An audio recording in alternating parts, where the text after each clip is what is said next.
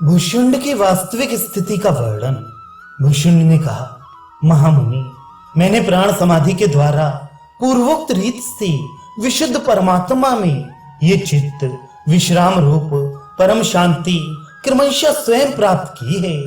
मैं इस प्राणायाम का अवलंबन करके दृढ़ता पूर्वक स्थित हूँ। इसलिए सुमेरु पर्वत के विचलित होने पर भी मैं चलायमान नहीं होता।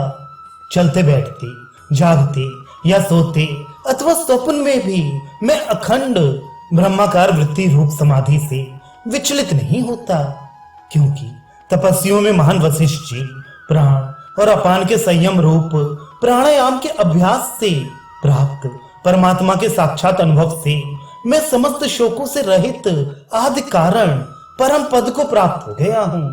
ब्रह्म महाप्रलय से लेकर प्राणियों की उत्पत्ति एवं विनाश को देखता हुआ मैं ज्ञानवान हुआ आज भी जी रहा हूँ।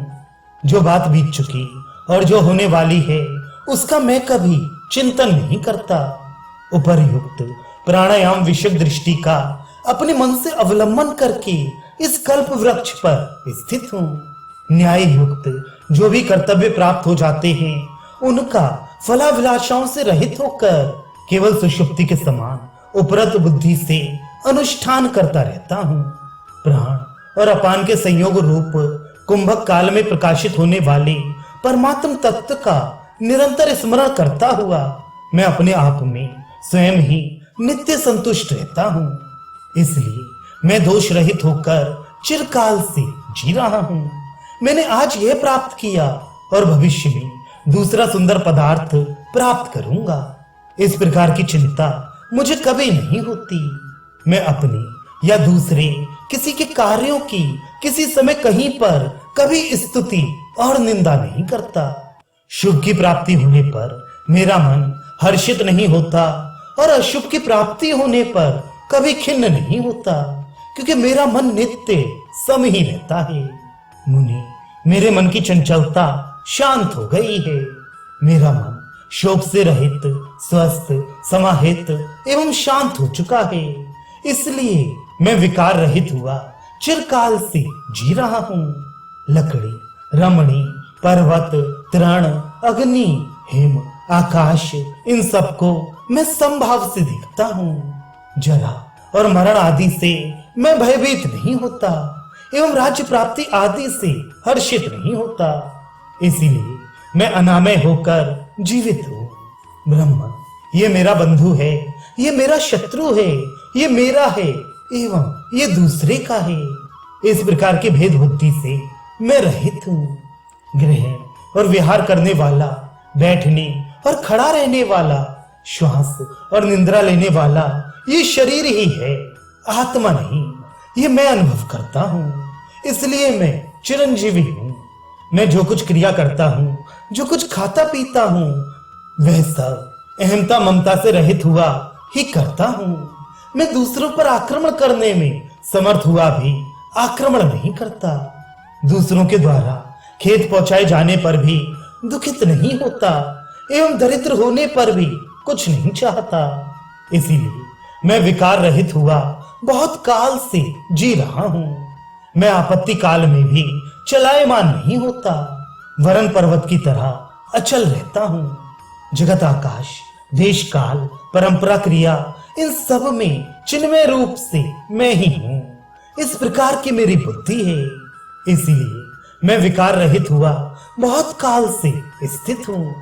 ज्ञान के पारंगत ब्रह्मन एकमात्र आपकी आज्ञा का पालन करने के लिए ही दृष्टता पूर्वक मैंने जो और जैसा हूँ वे सब आपसे यथार्थ रूप से बता दिया है।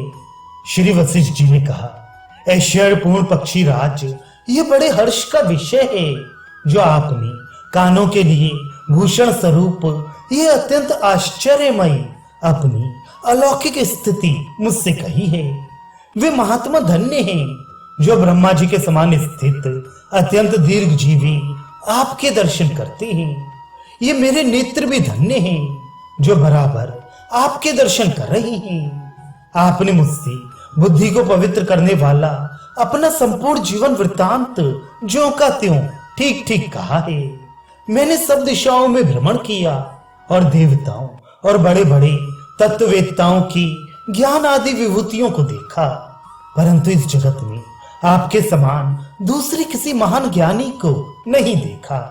इस संसार में भ्रमण करने पर किसी को किसी महान पुरुष की प्राप्ति हो भी सकती है, परंतु आप जैसे ज्ञानी महात्माओं का प्राप्त होना तो इस जगत में कहीं भी सुलभ नहीं है, अर्थात दुर्लभ है।